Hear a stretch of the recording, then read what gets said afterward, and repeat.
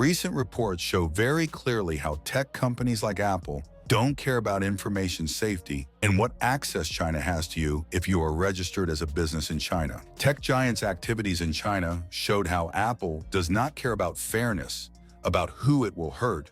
All it cares about is money. And it turns out Apple critics were right, and Apple is in trouble.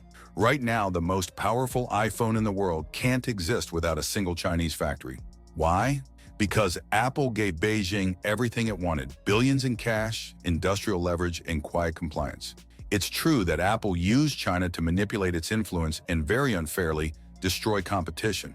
But as a result, the company paid a historic, record-breaking sum, around $275 billion, that was effectively transferred into the Chinese economy.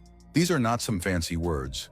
These are simple facts of how the most iconic American company became structurally bound to a geopolitical rival, and why that dependency may now be impossible to undo. But the situation is tense, and the company might be forced by this conflict to sell some assets along with several other services and startups owned by Apple. This means divesting parts of its services division, supply chain infrastructure, or regional operations to reduce risk or comply with government action. That's why, if we look at financial donations, it's clear that Apple never cared that much about elections in the USA and European countries, and now we know why. So let's explain everything. First of all, it's important to mention that this problem, which was created by the tie between Apple and China, is one of the biggest and most problematic ones in Apple's history, and it started a few years ago.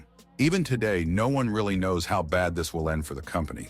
Over the past decade, Apple didn't just expand into China, it effectively embedded itself into the Chinese economic engine. And it's not very well known publicly, but Apple spends over $55 billion a year in China. But what no one realizes is that this isn't just payroll or factory equipment. China gave Apple something even more valuable than cheap labor: a complete financial scaffolding, massive tax breaks, state-subsidized land, vertically integrated logistics hubs, and fast-tracked approvals for plant construction. In return, Apple became one of the largest private contributors to China's GDP, pouring in over $275 billion in direct investment and indirectly supporting trillions in economic ripple effects. In a very real way, China acted as Apple's unofficial investment bank, offering growth capital, labor liquidity, and infrastructure scale that no Western country could match. By tracing Apple's footprint across mainland China, we see not just a tech company building phones, we see a sovereign-level player creating entire economic ecosystems. When Apple enters a province, highways are widened, power plants upgraded, and universities redirected to supply relevant engineering talent. This is the multiplier effect at a national scale.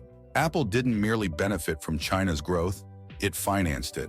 This was the turning point, and Apple's biggest mistake. Instead of creating an open and fair marketplace, Apple set up a system that couldn't be fully controlled and started depending on China far more than anyone could believe.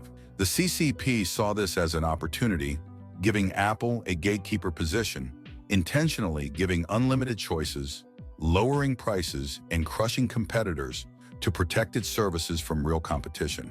Apple's management team and representatives responded to critics and argued that this was fair, that it helped Apple users, and helped the company to produce better quality. And in spite of the fact that a lot of users were asking for it, CEO Tim Cook didn't apologize for these wrongdoings. Then comes the hammer. As a result, with conservative estimates, Apple in total over the years has paid well over $275 billion into the Chinese economy. That's not a typo. Between production contracts, local payrolls, material sourcing, and adjacent service firms, Apple became one of the greatest economic catalysts in modern Chinese history.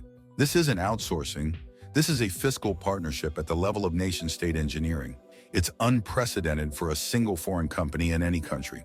And this strategy lines up with exactly what Elon Musk was saying about Apple for years. Elon Musk famously said that Apple is building a walled garden. Musk said, Apple creates a walled garden and uses it to bludgeon competitors. Well, Elon Musk was right, because Apple needed this strategy for manufacturing, for taxes, for relationships, for dominating the competition. But this situation gets even worse. This partnership came with strings, massive ones. Due to Chinese capital control laws, much of Apple's earnings in China cannot be freely repatriated to the US without government permission. That means billions of dollars in cash flow remain trapped inside the PRC's regulatory system. China knows this. Beijing understands that if it ever wanted to apply pressure, Apple can't just pull out of China. The company's profits, production, and even valuation are structurally tied to policies dictated by the Communist Party. In effect, Apple has become a high-tech hostage, locked into a system where any political shift, sanctions battle, or regulatory retaliation could send its entire global operation into a tailspin. That financial trap is reinforced by taxes. Apple is not just a client of China's factories. It is also one of the single largest foreign taxpayers in China. Corporate taxes, VAT, export duties, land lease fees, energy grid contributions. The list goes on. Some analysts believe Apple pays more to the Chinese government annually than it does to the US IRS. This fiscal dependency helps explain why Apple has often remained silent on issues like Hong Kong protests, Uyghur reports, or state censorship. And then there's the currency trap.